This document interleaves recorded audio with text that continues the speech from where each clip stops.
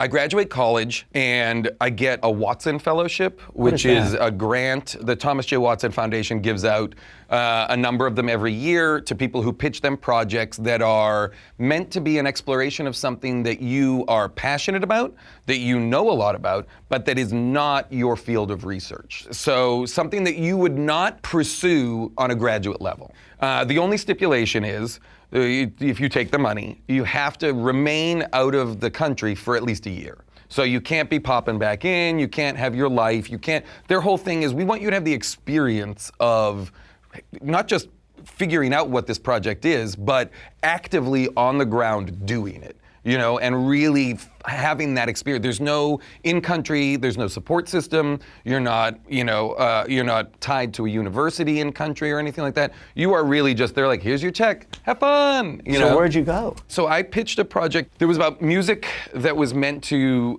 bring about an ecstatic state with God. Like all these different musics in different countries that had either some root in like holy music or trance music or music that was meant to bring you, so I lived in Morocco, Egypt, Israel, Turkey for just under 2 years. And you were on your own? On my own, yeah. I got to Morocco, first country, had a complete nervous breakdown. You did? Complete. Like homesick and... like crazy. Like, because this is also 1995, 96. And so there's no real internet. Yeah. So, I had for the first 3 weeks, complete nervous breakdown. I didn't know what to do. I realized, my high school French was not really going to get me by in this country, and I didn't know anybody. I hadn't set up anything. I just really landed and freaked out. Like the first night I was there, I got hives. I couldn't sleep. It was conceptually the idea of, I went for days in a row just not talking to anybody because I just panicked. I was like, I don't know how to talk to people. I don't know what to do. So a lot of it was just, I would buy a phone card and I would call home and I would cry to my parents and be like, I up, I shouldn't have done this. This was crazy. And they were like, yeah, they were nervous. I could tell they were nervous, but they were also like, just give it another day.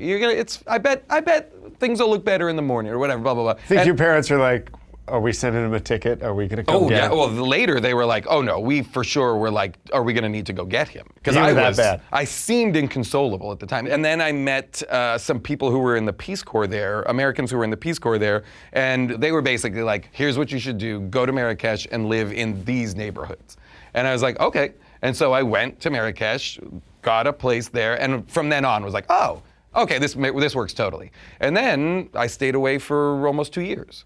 Wow. I wonder what that experience did for you on a global level of your personality or your approach to life. I think the thing that for me was massively helpful was the 1-2 punch of both having a complete all hope is lost, I can't do this, to incrementally coming back from that into oh, not only can I do this, but I can do this quite well.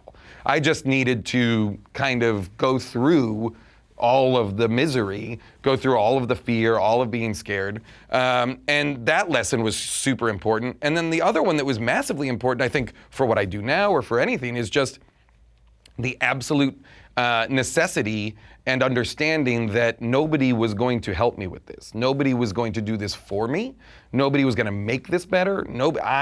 Everything that came next, I had to generate. Right. And that was, I think, and is so applicable to this business, because this business, nobody's here to help. Nobody's coming. I had a casting director say to me once, nobody's looking for you. Nobody's looking for somebody that looks like you. Nobody's writing a script with someone that looks like you in mind. So it's gonna be tough, but stick with it. But it's gonna take you longer than maybe other people because nobody's looking for you. Hey folks, thanks for watching. If you like what you just saw, then why not subscribe? Click right here for lots more off camera. And if you want to see the hour-long version of these conversations, I'm gonna give you the secret link. Here it is, offcamera.com. Check it out.